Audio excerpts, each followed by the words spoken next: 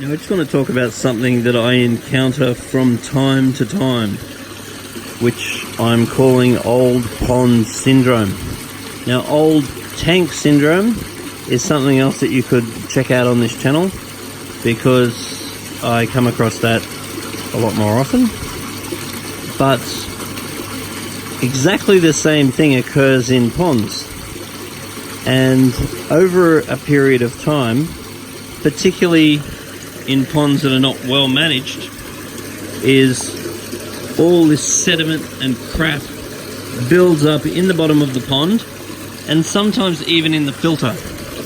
You can get a whole lot of crap build up in the filter, and when the sediment fills all the crap, then the oxygen is not really able to penetrate into whatever the substrate is.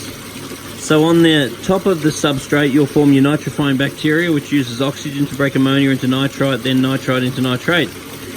Then in the layer of sediment under that, you'll get anaerobic bacteria, which discharges, which basically breaks nitrate into nitrogen gas, and that's harmless as well. But over time, particularly if your oxygen level's low, or you don't have enough water flow, or whole bunch of reasons, you can start to form anoxic bacteria in the depth of the sediment or the sludge. So the top layer is safe, it's nitrifying. The next layer is safe, that's denitrifying. And then under that, where the oxygen can't get in, because the bacteria on the top takes all the oxygen, over time you can establish anoxic bacteria. Anoxic bacteria will discharge hydrogen sulfide, which is a poison.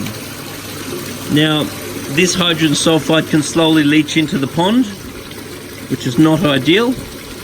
But if you disturb the pond, such as giving it a big clean out, or a big vacuum, or you're doing something that you haven't done for a very long time, and you're disturbing all the sediment that's built up underneath the bottom, you can discharge hydrogen sulfide.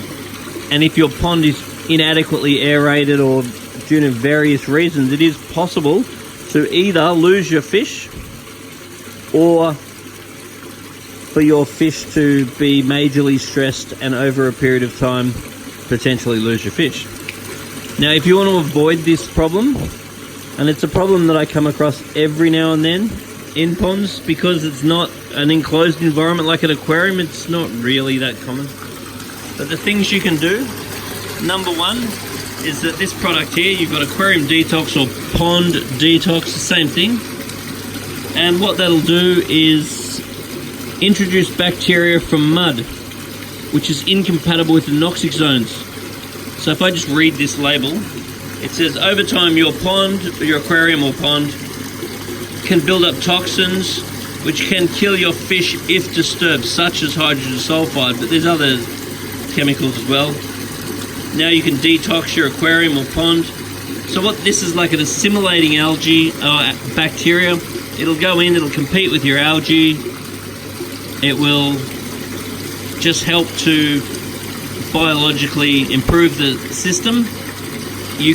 If you're going to do something major to your pond, like a major clean out, it's a really good idea to add this, and then don't do the clean out for a month. You've got to give this a month to work. Allow 30 days to work. And because this is bacteria from mud, it's expecting a wet and dry life cycle. So you got to redose it every 3 months. 1 teaspoon per 200 litres. Now, if you do think you've got an issue with hydrogen sulfide, you need to fix it quickly. The product that I go to is polyfilter. So I put that into the filter, or into the most aerated position of the pond. And this stuff here can actually suck the hydrogen sulfide out, and this has saved me many times, several times, when the fish look like they start dying, and I've had some of this on hand and I've thrown it in there and I've saved the fish.